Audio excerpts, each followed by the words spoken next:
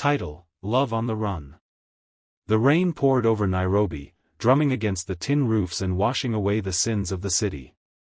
John Kiriamiti leaned against the counter of a small, dimly lit cafe in downtown River Road, stirring his black coffee absent-mindedly. He was waiting. Not for another job, not for a getaway plan, but for her, Wanja. She walked in, her red dress clinging to her curves, her eyes scanning the cafe until they met his. A slow smile formed on her lips, the kind that made men lose their sense of reason. John had met many women in his life, but none had intrigued him like Wanja. She wasn't just beautiful, she was dangerous in her own way. "You're late," he muttered as she slid into the seat across from him. "I don't belong to a schedule, John," she replied, crossing her legs. "Neither do you." He smirked, lighting a cigarette. She was right. His life had been a series of stolen moments, reckless escapes, and close calls.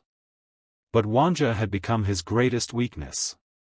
"I heard about the job," she said, lowering her voice. "That bank heist in Westlands? That was you, wasn't it?" John didn't answer, but she already knew.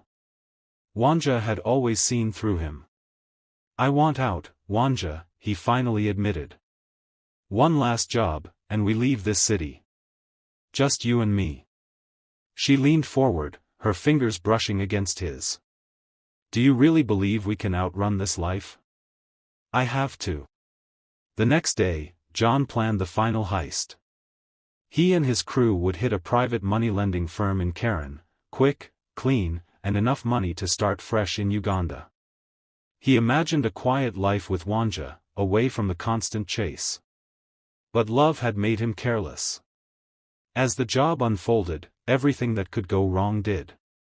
The security was tighter than expected, and within minutes, sirens wailed in the distance. Njagi, his right-hand man, was shot as they scrambled to escape. John barely made it out, bleeding from a graze on his arm. Desperate, he ran to Wanja's apartment, expecting safety. But when he pushed open the door, he found her sitting calmly, a gun resting on the table. "John," she sighed, "I warned you." His heart pounded as he noticed the uniformed officers stepping in behind him. "You set me up," he whispered. She looked away, guilt flashing in her eyes. "I loved you, but I love my freedom more." The betrayal cut deeper than any bullet. As they cuffed him, John realized the lesson he had ignored all along: love built on lies and crime was never real love. As the police car drove him away, the city lights blurred through the rain-streaked windows. Maybe, in another life, he and Wanja could have had their chance. But not this one.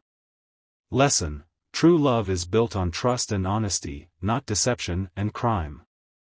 In the end, betrayal is the only certainty in a life lived on the run.